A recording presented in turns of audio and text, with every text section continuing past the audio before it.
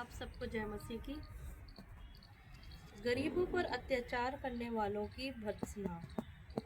हाय उन पर जो बिछौनों पर पड़े हुए बुराइयों की कल्पना करते और दुष्ट कर्म की इच्छा करते हैं और बलवंत होने के कारण भोर को दिन निकलते ही वे उसको पूरा करते हैं।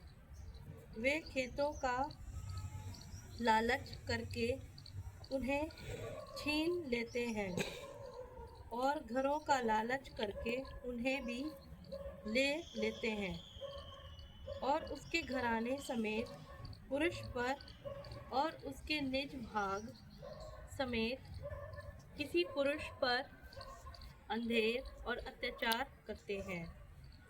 इस कारण यहोवा यूँ कहता है, मैं इस कुल पर ऐसी विपत्ति डालने पर हूँ जिसके नीचे से तुम अपनी गर्दन हटा ना सकोगे, ना अपने सिर ऊंचे किए हुए चल सकोगे, क्योंकि वह विपत्ति का समय होगा। उस समय ये अत्यंत शोक का गीत दृष्टांत की रीति पर गाया जाएगा। हमारा तो सर्वनाश हो गया, वह मेरे लोगों के भाग को बिगाड़ता है। हाय, वह उसे मुझसे कितनी दूर कर देता है।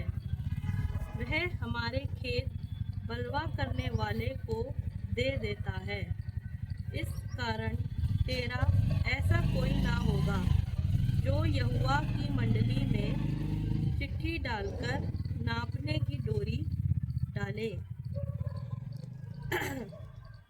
बकवासी कहा करते हैं, बकवास ना करो, इन बातों के लिए ना कहा करो।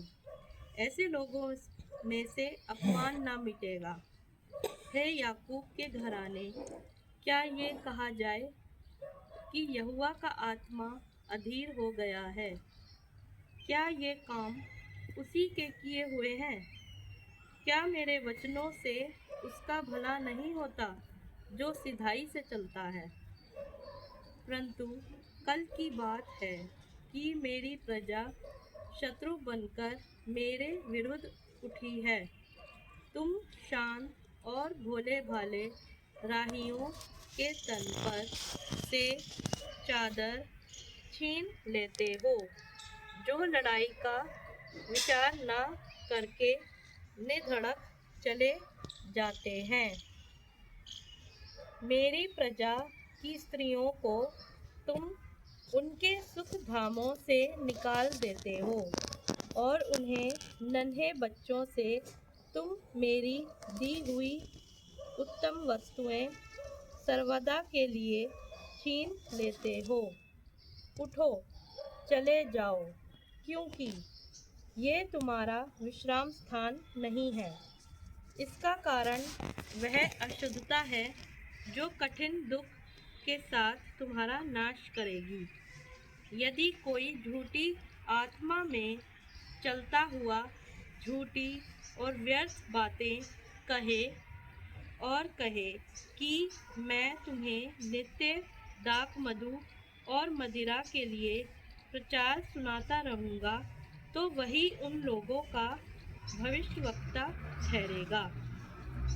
हे याकूब, मैं निश्चय तुम सबों को इकट्ठा करूँगा। मैं इज़राइल के बचे हुओं को निश्चय इकट्ठा करूँगा और बोस्रा की भेड़ बकरियों के समान एक संग रखूँगा, उस झुंड के समान जो अच्छी चराई में हो। हे मनुष्यों की बहुतायत के मारे कोलाहल मचाएंगे।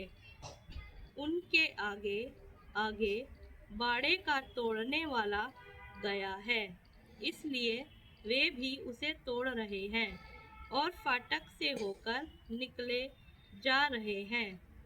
उनका राजा उनके आगे आगे गया, अर्थात यहोवा उनका सरदार और अगुआ है। इज़राइल के अगुओं की भर्त्सना।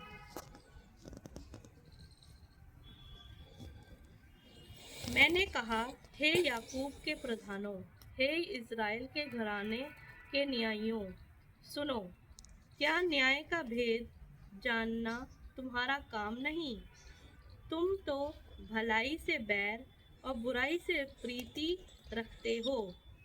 मानो तुम लोगों पर से उनकी खाल उधेड़ लेते और उनकी हड्डियों पर से उनका मांस नोच लेते हो।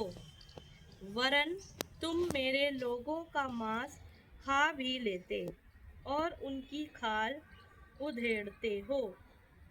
तुम उनकी हड्डियों को हांडी में पकाने के लिए तोड़ डालते और उनका मांस हंडे में पकाने के लिए टुकड़े टुकड़े करते हो।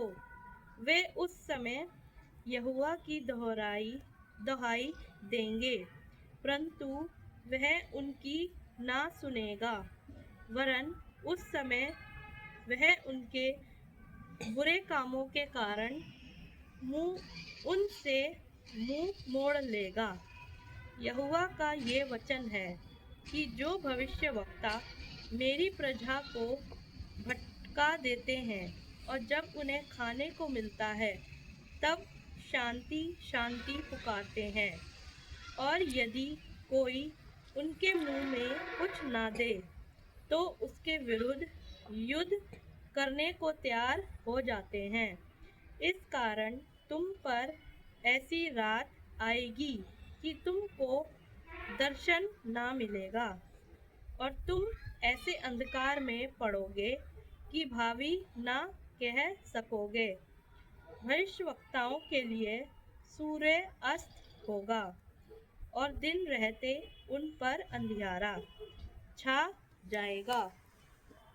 दर्शी लज्जित होंगे और भावी कहने वालों के मुंह काले होंगे, और वे सब के सब अपने ओठों को इसलिए ढांपेंगे कि परमेश्वर की ओर से उत्तर नहीं मिलता। परंतु मैं तो यहोवा की आत्मा से शक्ति, न्याय और पराक्रम पाकर परिपूर्ण हूँ कि मैं याकूब को उसका अपराध और इज़राइल को उसका पाप जता सकूं। हे याकूब के घराने के प्रधानों, हे इज़राइल के घराने के न्यायियों, हे न्याय से घृणा करने वालों और सब सीधी बातों को टेढ़ी मेढ़ी करने वालों, ये बात सुनो। तुम सिय्योन को हत्या करके और यरूशलेम को कुटिलता करके दृढ़ करते हो। उसके प्रधान घूस ले लेकर विचार करते और याजक दाम ले लेकर व्यवस्था देते हैं, और भविष्यवक्ता रुपए के लिए भावी कहते हैं। तो भी वे ये कहकर यहोवा पर भरोसा रखते हैं, यहोवा हमारे बीच में है, इसलिए कोई विपत्ति हम पर न आएगी। इसलिए तुम्हारे कारण सिय्योन जोत कर खेत बनाया जाएगा और यरूशलेम खंडरों का ढेर हो जाएगा, और जिस पर्वत पर भवन बना है वह वन के ऊंचे स्थान सा हो जाएगा। परमेश्वर अपने पढ़े और सुने जाने पर आशीष दे। आमीन।